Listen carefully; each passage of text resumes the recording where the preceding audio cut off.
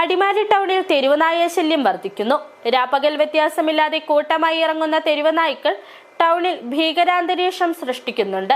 ടൗണിലെ സെന്റർ ജംഗ്ഷനിൽ രാത്രികാലത്ത് കൂട്ടമായി നടക്കുന്ന തെരുവുനായ്ക്കൾ വാഹനങ്ങൾക്ക് കുറുകെ ചാടുന്നതും കാൽനട യാത്രികർക്ക് നേരെ കുരച്ചു ചാടുന്നതുമൊക്കെ പതിവാവുകയാണ്.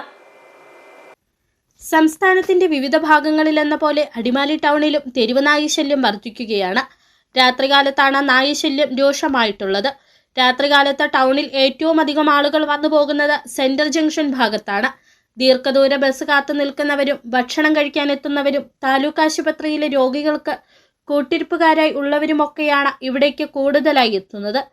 രാത്രികാലത്ത് സെന്റർ ജംഗ്ഷൻ ഭാഗത്ത് തമ്പടിക്കുന്ന തെരുവുനായ്ക്കൾ ആളുകൾക്ക് ഭീഷണി ഉയർത്തുന്നു. ടൗണിലെ തെരുവുനായ ശല്യത്തിന് പരിഹാരം കാണാൻ ബന്ധപ്പെട്ടവരുടെ ഇടപെടൽ വേണമെന്ന വ്യാപാരി വ്യവസായി ഏകോപന സമിതി Adimali unit president PM baby ആവശ്യപ്പെട്ടു.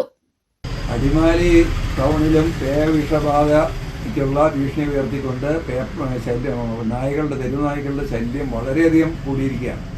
നമ്മുടെ സംസ്ഥാനത്താകെ വളരെ വലിയ തോതിൽ ഗുരുതരമായി കുഞ്ഞുങ്ങളെ അടക്കം പട്ടികടിക്കുകയും അതിനുശേഷം വാക്സിൻ എടുത്തിട്ട് പോലും പേയിളകുകയും ചെയ്യുന്ന സാഹചര്യം നിലനിൽക്കുന്ന ഭീതിജനകമായ അന്തരീക്ഷത്തിലാണ് അടിമാലി ടൗണിൽ പട്ടികളുടെ ജാഥയാണ് നടന്നുകൊണ്ടിരിക്കുന്നത്.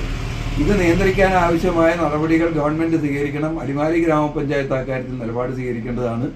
അടിമാലി ഗ്രാമപഞ്ചായത്ത് ഇപ്പം ഗവൺമെൻറ് നിർദ്ദേശപ്രകാരം വന്ധീകരിക്കലും അല്ലെങ്കിൽ ഇതിനെല്ലാം പിടിച്ച് ഷെൽട്ടറിലാക്കലും എല്ലാമാണ് നടപടികൾ. ടൗണിൽ രാത്രികാലത്ത് കൂട്ടമായി നടക്കുന്ന തെരുവുനായ്ക്കൾ വാഹനങ്ങൾക്ക് കുറുകെ ചാടുന്നതും കാൽനട യാത്രികർക്ക് നേരെ കുരച്ചു ചാടുന്നതുമൊക്കെ പതിവാവുകയാണ്.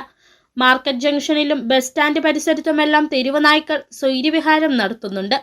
കൂട്ടമായി നടക്കുന്ന നായ്ക്കളെ തുരത്തിയോടിക്കാൻ ശ്രമിച്ചാൽ അവ കൂടുതൽ അപകടകാരികളായി ആക്രമിക്കാൻ ശ്രമിക്കുന്ന പ്രവണത ഉണ്ടാകുന്നു. നായ്ക്കൾ പെറ്റുപെരുകിയതോടെ രാത്രികാലത്തും പുലർച്ചെയും അടിമാലി ടൗണിലെത്തുന്നവർ വലിയ ബുദ്ധിമുട്ടാണ് അനുഭവിക്കുന്നത്. City vision, Adimali.